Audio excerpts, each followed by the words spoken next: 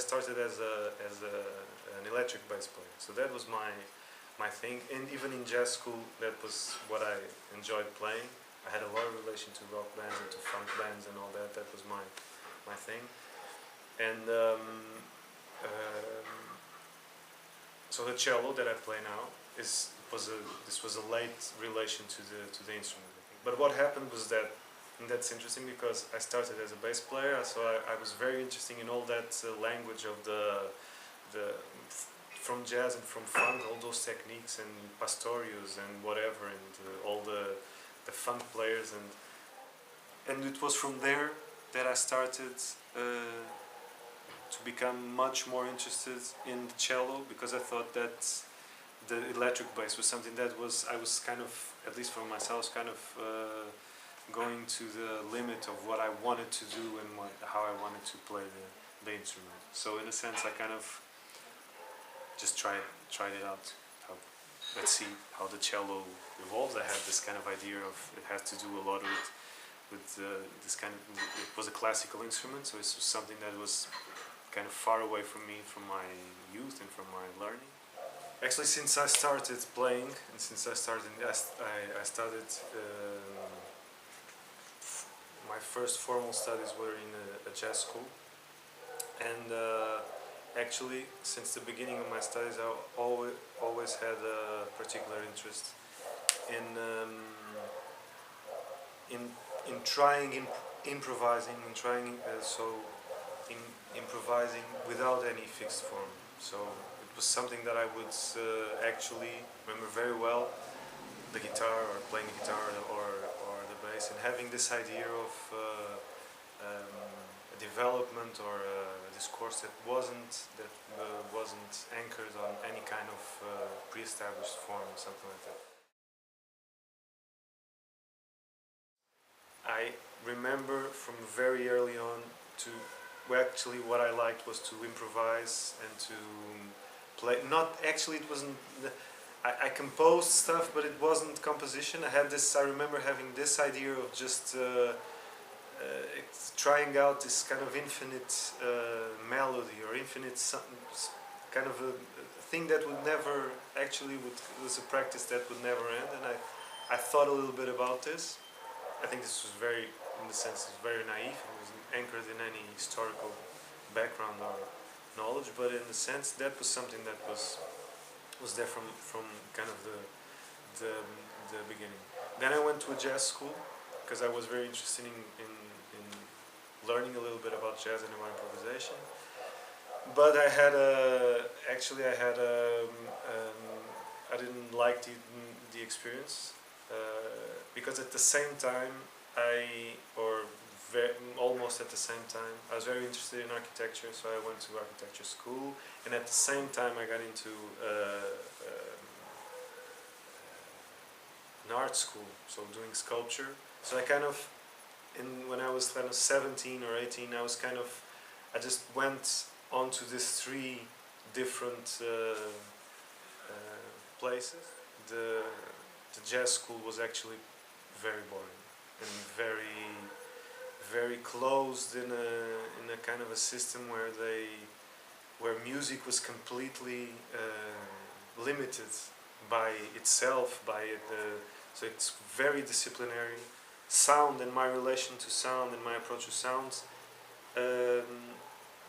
restarted again in the art school. I was very interested in the idea of how to build communities and what was the strategies to build communities around music and around creative practice. And free improvisation and improvisation in a broader sense was something that felt much more interesting than having a band and having someone writing something for the other musicians. So I was kind of questioning in a context which was much closer to the art scene. I was kind of very interested in questioning this idea of how to build a community, what's the idea of authorship, and I thought that in music, and particularly in improvisation and free improvisation, it was something that was a field where I could actually try out and experiment and think a lot about this ideas. And free improvisation actually, and the relation to the scene started in that period.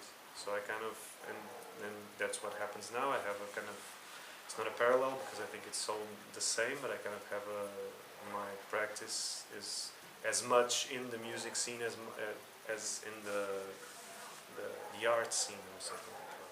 And gradually I started going into the scene and meeting other people that were kind of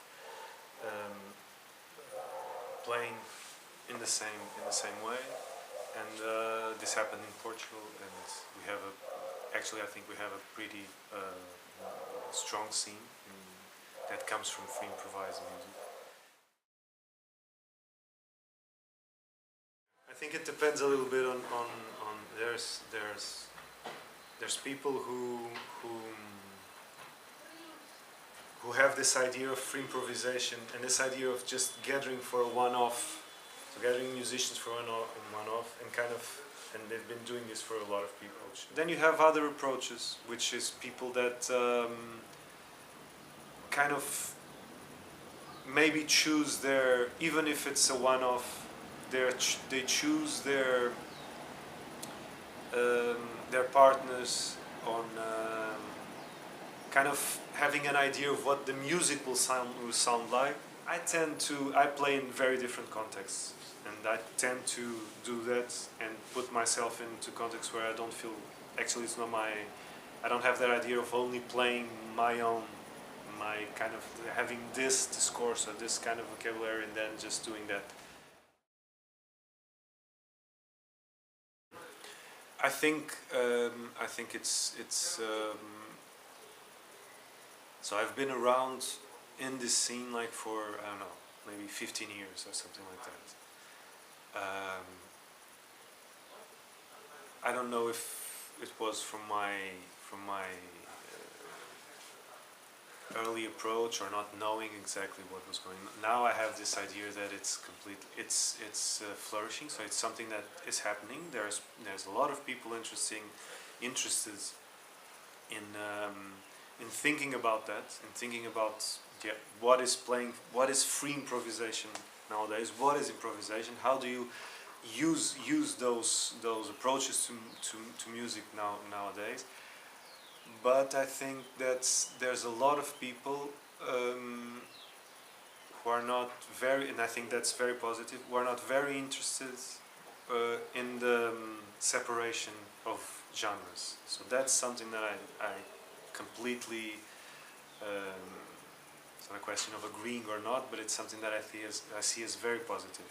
So there's a lot of, so it's a kind of, it's more of a transversal practice in between different genres and all that. So what I'm seeing now in Portugal is that you have a scene, you can actually play, you can actually see someone playing and then tell, okay, let's do a gig, let's play, and there's places to do that. You can book a gig in different places where you can play that music, where you can try out all that stuff. And I see in the concerts, although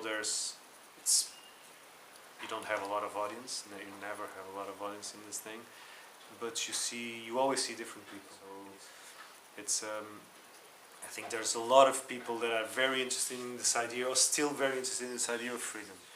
But I think that nowadays that's starting again. People are restarting to question what utopia means, and what were the practices that somehow were connected to it, and especially the creative practice. What were the practices that were trying out, or at least questioning this idea of utopia, and so in this case related to freedom, and how this and how you can play and do music that is not completely market oriented or product oriented or something like that. And I still think that there's a lot of people, and even younger generations than myself, in their 20s, and they're thinking about it. They are not happy with what they see around and what is sold to them, and I think that they're curious about how they can use this kind of practices to criticize or to question their reality.